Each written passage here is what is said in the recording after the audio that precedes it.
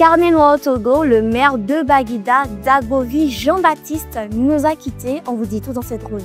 Nous débuterons par la justice. Assassinat, violence et infraction au Togo. La cour d'assises de Lomé ouvre sa section de 2025.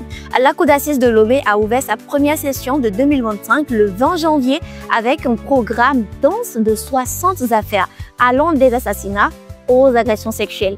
Cette section de 3 semaines qui se clôturera le 7 février marque un tournant pour la justice togolaise, étant la première grande procédure pénale depuis 2022. En effet, les accusés encourent des peines sévères, notamment la réclusion à perpétuité, tandis que les victimes attendent des réponses judiciaires. Les audiences seront ouvertes au public et des jurés citoyens participeront, garantissant ainsi l'impartialité du procès.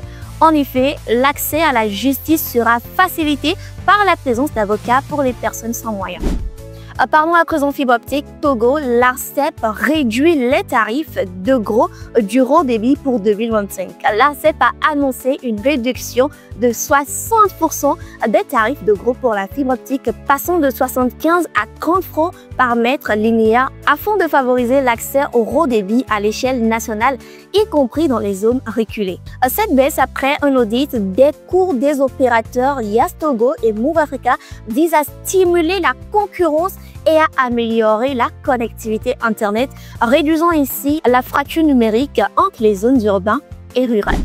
Drame au Togo, un mort et un blessé dans un braquage à Abodrafo.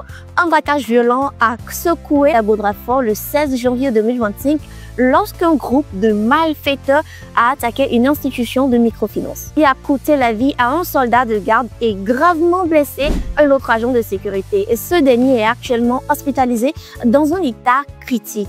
Les voleurs ont laissé une traînée de dévastation, mais la valeur des biens volés reste inconnue jusqu'alors.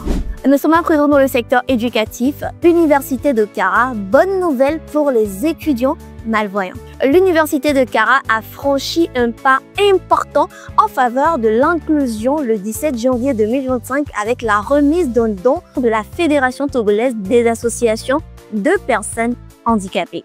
Le don d'une valeur de 6 500 000 francs comprend des équipements comme une imprimante laser avec un scanner et un ordinateur portable destiné à améliorer l'accès à l'éducation pour les étudiants malvoyants.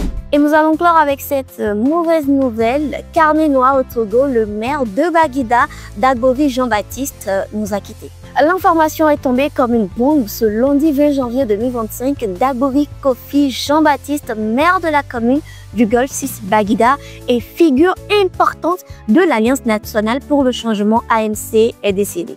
Selon nos sources, le maire aurait rendu l'âme dans l'après-midi à la clinique Hôtel Delhi à la suite d'un malaise. Il faut noter que les causes exactes de son décès ne sont pas encore confirmées, mais ce malaise semble être à l'origine de la tragédie. Originaire de Devego, Dagbovie Jean-Baptiste avait pris les rênes de la commune de Baguida. Depuis près de 6 ans, il laisse derrière lui une commune orpheline et des habitants en deuil. C'était Farida Bilala pour vous. Merci d'avoir suivi ce survol de l'actualité sur Actu Lomé.